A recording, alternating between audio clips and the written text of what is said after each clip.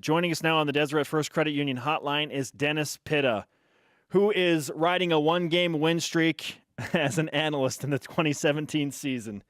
Because he said BYU had a fighting chance last week, and he was right.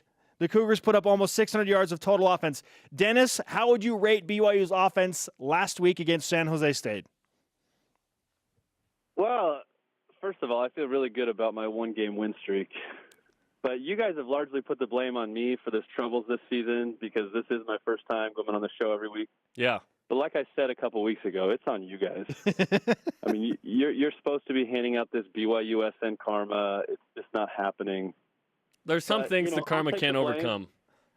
I got broad shoulders. I'll take the blame, and we'll move on here. But I loved what I saw last week, and we have to step back a little bit and take a little dose of reality. This was a very bad San Jose State team.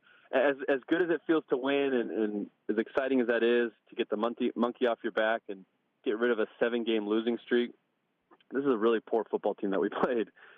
And the offense looked great, don't get me wrong, but there were still some things that were concerning to me, especially early on in that game. You have Micah Simon drop a easy slant route that turned into an interception. Then we have an interception handed to us shortly thereafter that's negated by a personal foul call on the quarterback. Just little things like that, when you play better opponents, are going to lose you football games.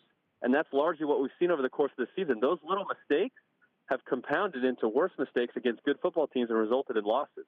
Fortunately, San Jose State couldn't get out of their own way, so we were able to look good and beat them by a lot. But I'm concerned about those little things creeping back up again, especially this week against a good Fresno State team. Yeah, and that's the thing. We were talking about Fresno State, and we acknowledge that San Jose stinks. There have just been so few victories that we wanted to take a moment to enjoy it, Dennis, because BYU had only won one. Yeah, sorry to crash the parade, but our party stinks, but it's a party, okay? Now BYU plays Fresno State. And last week, we were talking about how this was going to be a really, really, really tough game to win. I still think it's a tough game to win for BYU. But UNLV did something I didn't think was possible. They beat Fresno State. In Fresno. To me, that's the best and worst thing that could have happened because now Fresno State's on high alert, and that's a bad thing for BYU. But UNLV showed BYU a way to win. What do you think? Yeah, I think you're exactly right. They laid the foundation for how to beat this team, especially on the road. And so BYU should look closely at that game film and say, okay, what did they do to limit Fresno State offensively and be able to move the ball on them offensively? And so I think that helps certainly. And BYU have that blueprint of what can we do to have the same kind of success out there that UNLV had last week. But like you mentioned, it's a 15-point spread. This is not an easy game. Vegas knows how bad San Jose State was.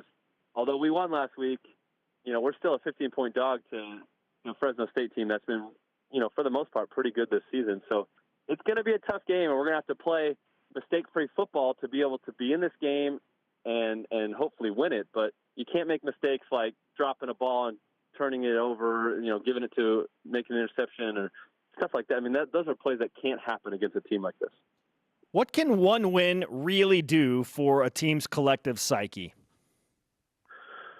Well, I think we've talked a lot about what confidence in football, or the importance of that in the game of football. And this will give this team hopefully some confidence that, we can move the ball, we can hit big plays downfield, we can, connect on intermediate routes underneath and have a quick passing game and do those kind of things. And so hopefully that translates. Say, well, Fresno State's just another team. We can do that against them if we were able to do that last week. And it's all about mentally how you approach the game. And if you're confident that you can still do those things, then hopefully you can. So I think this win comes at a good time, and hopefully will translate to tomorrow. If BYU beats Fresno State, I'm going to point the turn for BYU to a single play, and that play is the Braden El-Bakri hit on special teams. What kind of impact can a single play like that have on the energy and fire of a team? Well, it can have a huge impact, and it can completely swing momentum, which, you're always searching for momentum in a football game. I think it plays such an important role. But I'll disagree with you there, Jerem, shockingly enough. I don't think that play was really a turning point because it was a huge hit. There was a ton of excitement surrounding it. They scored on the, right after that, and a couple plays later, the Bushmen. But then you saw the team really kind of lose the momentum in that game. San Jose State went down, kicked a field goal. We kind of moved the ball a little bit on offense, couldn't convert down close to our goal line, and missed a field goal. And then they went down and kicked another field goal, 14-6 shortly thereafter. And we kind of lost the momentum a little bit. It wasn't until a huge KJ Hall run for 70-something yards that really swung it back in our direction. So if you're going to point to anything, I would say that run, that explosive play was more of a turning point in that game and potentially in the season. Then you talk about that hit, because really they were excited for a couple plays, but then they really lost the momentum shortly thereafter. Dennis, I can't believe you would ever disagree with Jerem Jordan. Well, when in Rome. Ever. And I don't know if I actually believe that, but I just wanted to disagree with Jerem. So. No, it's true. There were multiple plays, though, that kind of – it's almost like BYU had lulled itself to sleep with poor play, with losing. And all of a sudden you have great plays where you go, oh, yeah, there's some talented guys on this team. And we knew that, but we hadn't seen it. Now the question is KJ Hall going to play, because he was hurt and didn't play in the second half? If he can't play, and let's say Ula Tolutau is not available either, can BYU beat Fresno State if they don't have either of those guys running the rock? Well, I think it's going to be a lot more difficult, because those guys, add an element that I don't think anybody else does. But, you look at what KJ Hall was able to do last week, and I really like his game. I think he adds an element that Ula Tolutau doesn't have, which is speed and quickness and explosion through a hole. But I think those two complement each other, so it'll be nice to see when they're together in a backfield. But, Jerem, I think you could have ran for 100 yards against San Jose State, to be completely honest. Yeah, man. I was blown away by the statistics. Call me the Wayne Latu. Wayne Latu. I played a couple years with Wayne Latu. If he didn't have so many fumbling issues, he would have been a heck of a running back. He ran for 100 at UNLV. I remember that. 05. You were on your mission. Right? You were on your mission. Oh, yeah. You were knocking doors. The mission trip. What a good time. Yeah, the mission trip. Yep. How long was it? 2 weeks? No, 2 years. Oh, yeah. Dennis PItta with us on BYU Sports Nation. The Bulldogs are only surrendering 18.5 points a game. BYU averaging just over 15 points a game. How many points will BYU score on Saturday, Dennis? Well, I mean, you're going against a pretty good defense at Fresno State, and so it's going to be difficult. And I was encouraged by what I saw last week, but like you mentioned, we're going to have to be able to run the ball. If you don't have Ula, you don't have KJ, who's really going to fill that spot? And can we be effective in moving the line of scrimmage? Against San Jose State, the running back wasn't touched for 5 yards downfield every time. There wasn't any penetration. Tanner Mann stood back there and had all day to throw. That's not going to be the case this week. And so you have to say, if we're able to control the front just a little bit, then we'll have a chance. But it's going to be tough sledding, I think, in this game. And hopefully we don't see what we've seen over the 7-game losing streak. But, it'll be interesting. I'm excited about this game, because I think a lot of what the season holds moving on from here hinges on this game and how we look. Because we looked great against San Jose State. Can we look good against a better opponent? Big picture, will the changes that need to happen for BYU to be successful, whatever that means, will they happen if BYU makes a run here at the end and finishes 6 or 7? Or in some way does BYU, if they stumble to the finish, do the internal, progression of whatever change they need to make happen if it's a little worse? I don't want BYU to lose, but I want BYU to be good in the long run. Well, it's a tough question, because I think changes need to be made at some level anyways, no matter what happens the remainder of the season. I mean, the schedule is pretty easy compared to what we went through, but there was still glaring problems and issues within this team. I think even within the coaching staff that need to be addressed come the off season. Whether you win out or you look really bad throughout the remainder of the season, those issues will compound and create even more change if you look ugly through the final few games here.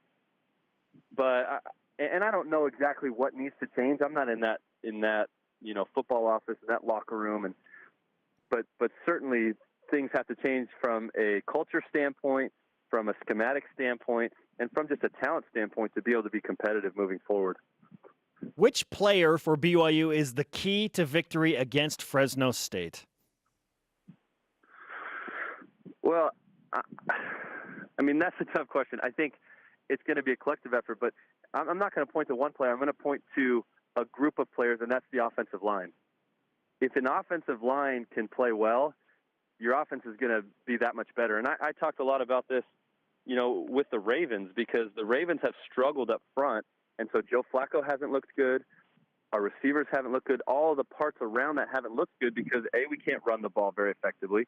Now, last game, if you watched Thursday night, was an exception to all of what I'm saying. But when you don't have an offensive line that gives a quarterback time, that creates holes in the running game, and so it's just one of those things where if that offensive line can play well, create holes in the run game, and be able to do, give Tanner Mangum time, it's going to be a completely different ballgame. So, and a different offense. BYU is certainly going to need to run the ball. One bright spot for the Cougars this year in a struggling offense has been Matt Bushman. We've talked a lot about him. I know you get asked a lot about him, but I was just looking at his stats compared to your freshman year and different situations, certainly. But Matt Bushman, 31 for 304. You had 17 for 176. Now, your sophomore year, after your mission, you made the jump to 59 catches for 813. Do you think Matt is capable of doing that next year for BYU? Yeah, I do. He's all the potential in the world. He certainly is capable of doing that, and it's just one of those things where, if they can find stability at the quarterback position and find a system that really works for them, he's going to have a huge year. I think he's the best player on this offense, and so if you don't feature him in that kind of a role next year, I think you're making a mistake. So certainly has that kind of potential, and I think it's one of those things where I'd be shocked if he didn't have a season like that come next year. Dennis, it's always a good day when you disagree with Jerem, so thanks for we also agreed, but bringing that to the show today. Yeah, no, that's my job. I got to keep him in check. I'm surrounded by yes men. He's getting a big head on that set, and I got to kind of ground him a little bit. There's literally a big head of both of us over there. Dennis, great to talk to you, man. Good luck with the Titans-Ravens business this weekend. We'll talk to you again soon, man. All right, thanks, guys. Have a good one. You got it. Dennis PItta on the Deseret First Credit Union Hotline. Deseret First, your values, your timeline, your financial future.